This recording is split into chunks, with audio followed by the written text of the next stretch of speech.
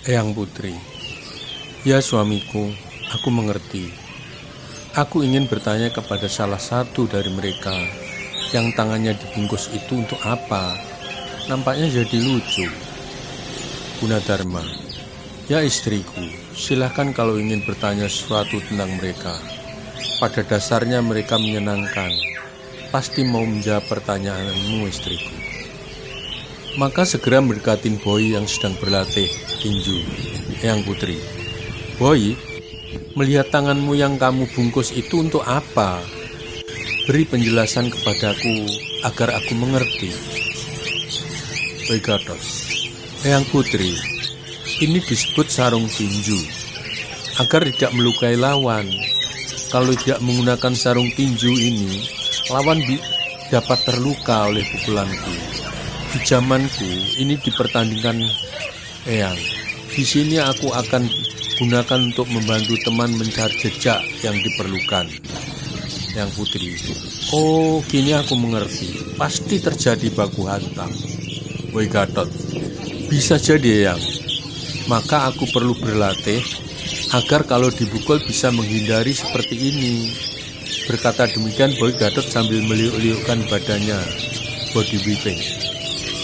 Eyang Putri, wah, ya badanmu lentur sekali. Pasti orang susah mau memukulmu. Boy Gatot, ya Eyang, terus begini. Kemudian langsung menyerang dengan jab-jab dan uppercut. Eyang Putri, bukan main, teruskan latihanmu. Kemudian istri Gunadarma mendekatin Hambali yang sedang berlatih kekuatan otot tangan dan baunya.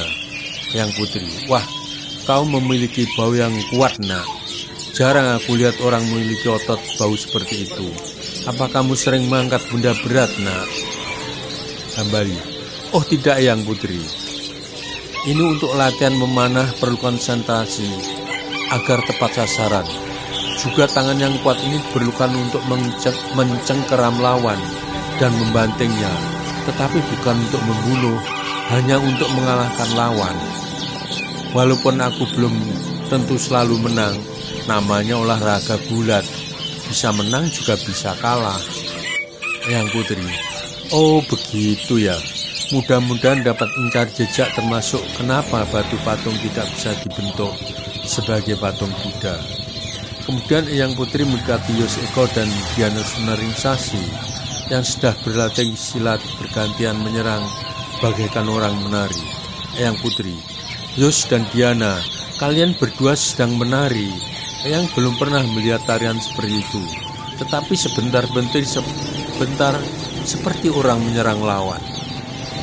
Yos dan Diana berhenti sebentar sambil menyeka keringat yang mengasai tubuhnya. Diana Sunaringsasi, ini berlatih Eyang Putri. Memang benar kadang-kadang seperti orang menari, tetapi sungguhnya ini tarian menyerang lawan dengan tenaga dalam untuk melumpuhkan lawan, tetapi tidak mematikan, hanya melumpuhkan. Bisa juga lawan dibuat tertawa, yang tidak akan pernah berhenti tertawanya. Tertawa, tetapi amat menyakitkan. Eyang Putri, wah, seperti itu ya. Padahal untuk membuat orang tertawa itu sulit. Ini bisa tertawa malah tidak bisa berhenti. Kemudian istri mendatangi Jack Danu yang sedang bermeditasi. Duduk diam, tetapi keringat membasahi tubuhnya. Dari ubun-ubun terlihat bayangan kabut layaknya seperti fata morgana. Eyang Putri, Jack, yang lainnya berlatih, tetapi kamu hanya mendudukin kedua kakimu yang terlipat. Tetapi dari jauh sudah terpancar hawa panas, sehingga ubun-ubunmu mengeluarkan asap. Jack Danu, iya Eyang Putri, ini melatih tenaga dalam agar peka, bisa melihat dan mendengar lawan atau kawan dari jauh. Ini perlu konsentrasi tinggi, sampai tubuhku mengeluarkan panas, sehingga tubuhku basah oleh keringat. Setelah berkenalan dengan masing-masing manusia lain zaman, Eyang Putri menjumpai suaminya. Suamiku, memang mereka adalah manusia hebat semua. Rasanya mampu nanti memecahkan persoalan yang suamiku hadapi. Di samping mereka mencari jejak mereka sendiri. Aku percaya dengan kemampuan mereka, suamiku. Gunadarma, Benar istriku, mereka adalah orang-orang yang mumpuni, bisa diandalkan. Tetapi aku tidak mampu membantunya mereka karena aku sudah tua, hanya mampu memberi nasihat dan pertimbangan saja. Istri, ya tidak apa-apa, nasihat pun besar artinya. Jangan meremehkan diri sendiri, suamiku.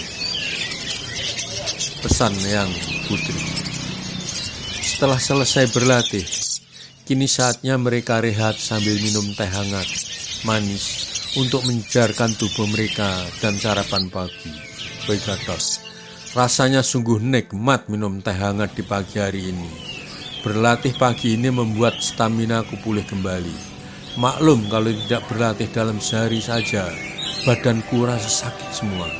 Itulah kenapa aku kadang-kadang tidak berpikir terhadap kawan.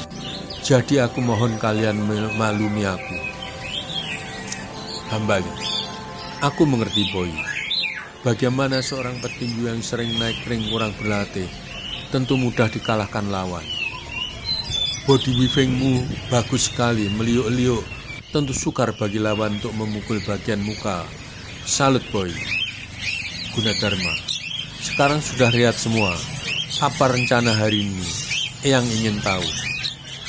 Jedani, kita kan berbagi tugas Yang.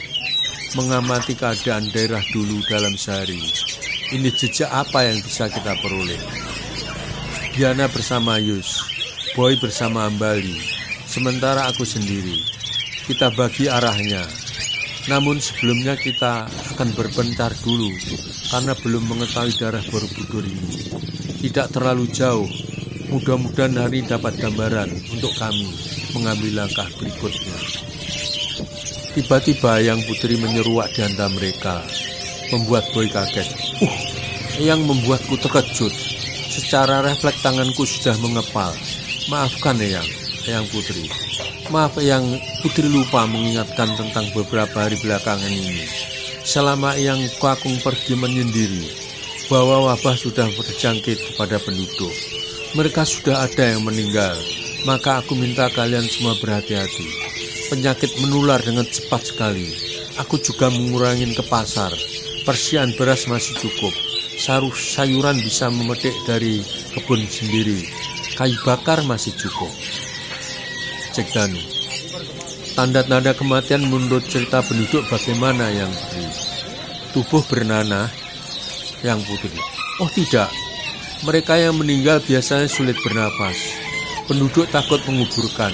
Takut tertular. Hanya petugas dari kerajaan yang menggunakan alat pelindung diri yang menguburkan. Jedani.